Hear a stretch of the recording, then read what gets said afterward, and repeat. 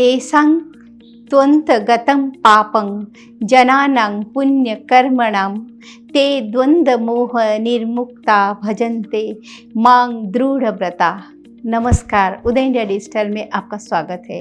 मैं हूँ उपाली अपराजिता। भारत में दर्शन और ज्ञान की परंपरा है और छोटी उम्र से ही बच्चों को खेल खेल में ही इसकी शिक्षा प्रदान की जाती है। इसके लिए कई प्रकार के खेल बनाए गए हैं। ऐसा ही एक खेल है सांप सीढ़ी, जिसे शायद हम सभी ने खेला होगा, लेकिन इसका वास्तविक नाम है मोक्ष पटम। ये एक ऐसा खेल था जिसमें मोक्ष प्राप्ति करने के तरीके के विषय में बताया जाता है। इस खेल के जरिए सिखाया जाता है कि पुण्य जितना अधिक और पाप जितना कम होगा, मोक्ष की प्राप्ति का मार्ग उतना ही सरल होगा।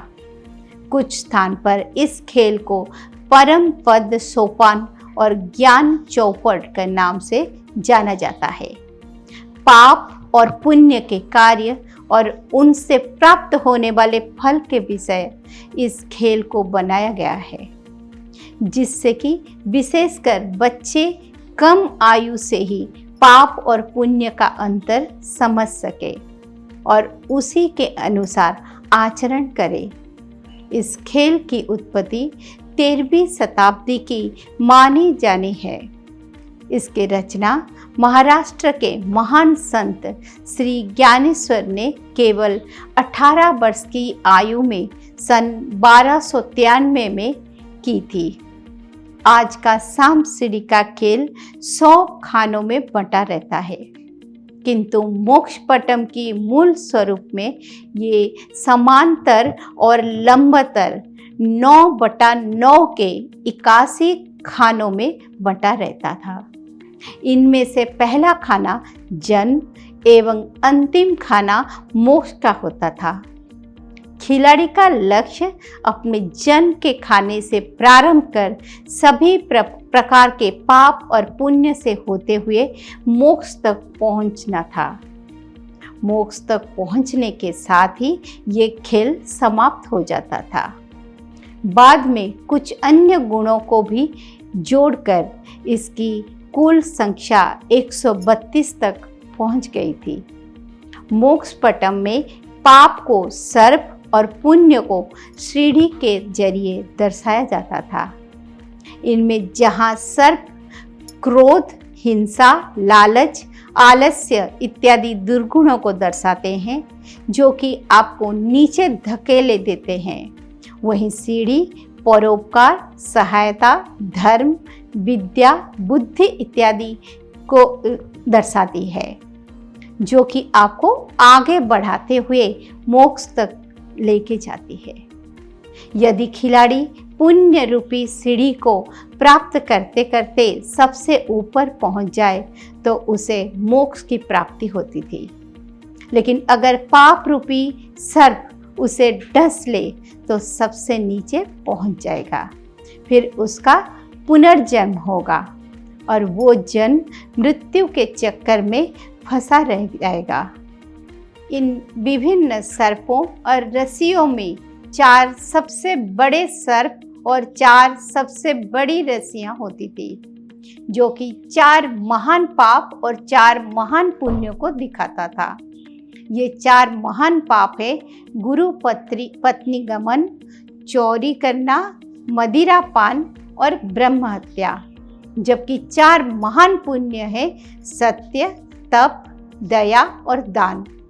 लेकिन इस खेल में सर्पों की संख्या सीढ़ियों की संख्या से अधिक होती थी, जो कि ये बताती है कि मनुष्य के जीवन में पाप करने की बहुत सारे अवसर आते हैं और पुण्य के बहुत कम।